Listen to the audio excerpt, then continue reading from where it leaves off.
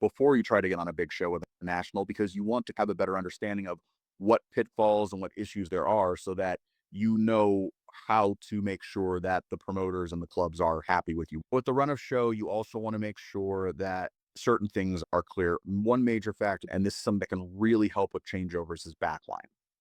When I say backline, what I'm referring to is in-house equipment like amp cabs, drum kit, things like that. There, a lot of times you'll have tours where the touring bands will be sharing a lot of this gear.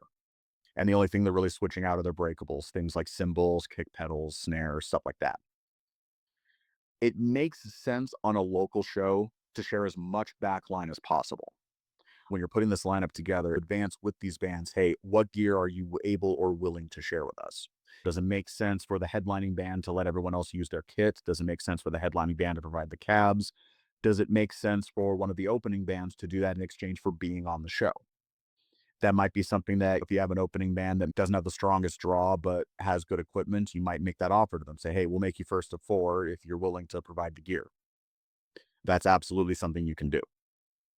It's also really important to make sure that you have that in writing, what you are and are not providing, so that the bands are aware. It's not really enough to just send the advance out and then just assume that everyone's read it.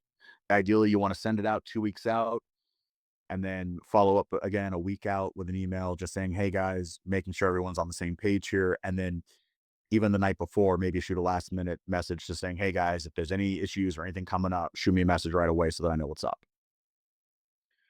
This will help you with a lot of things. It's going to help you with the issue of people not knowing when to show up and that potentially delaying the show or messing things up, which the problem with pushing a show back or delaying a show beyond the fact that it annoys the people who are expecting things to happen at a certain time is that depending on the kind of show, you might not have the option.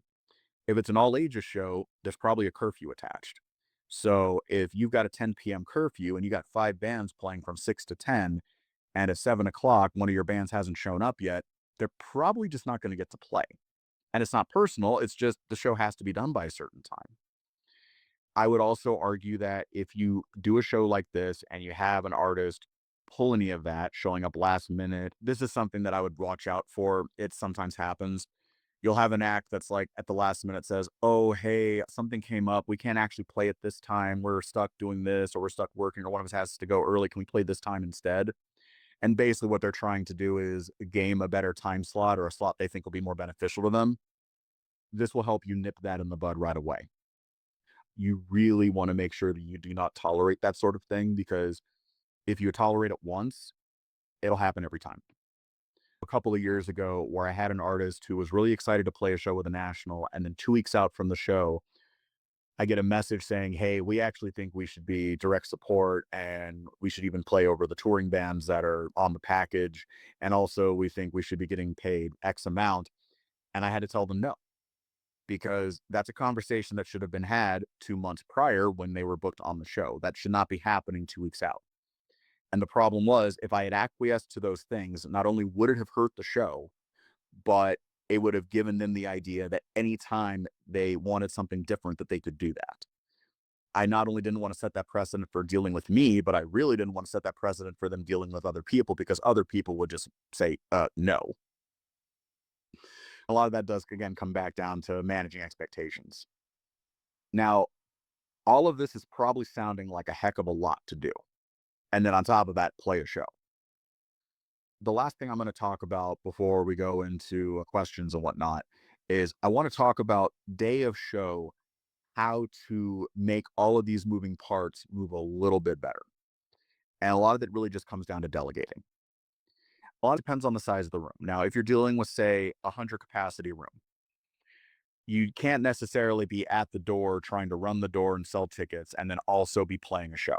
So you're probably going to want to find someone who can do the door for you. It can be a friend, it can be someone you trust. Some venues will have someone included that's part of the deal. But if you're playing a smaller room, it probably is best to have it be someone who can be dedicated to being at the door the whole time. Depending on whether it's a DIY venue or an equipped full on room that you're renting out. If you're four walling a room that has built in security, you want to make sure that they're aware of the kind of music that it's going to be, that they're aware of the expectations of what kind of crowds, maybe if it's going to be moshing, if it's not. If it's going to be a situation where you're doing kind of a DIY setup and you're doing it yourself, you're going to hire that security yourself.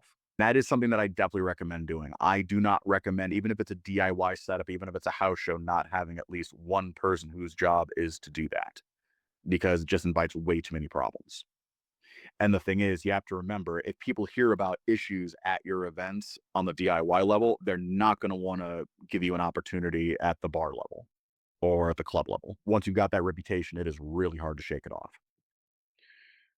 You want to make sure whatever you're going to be paying out artists, whatever the money split's going to be, if there's going to be a money split, you want to make sure that is all worked out way in advance, again, in writing, and it's also in the advance so that everyone sees it, so that there are no surprises night of.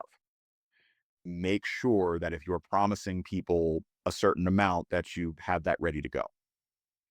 You're better off telling somebody no in the moment and disappointing them than promising somebody something that you can't actually do. That is one of the toughest things about not just being a promoter, but trying to do this in general. Is there are times where I'll get offered a show that I really, really want, and I just look at it and I'm like, the math is not mathing. It's a cool show. Someone else is probably going to take the risk on it. And if they do, great, I'll buy a ticket like everyone else. But you have to be willing to say, all right, you know what?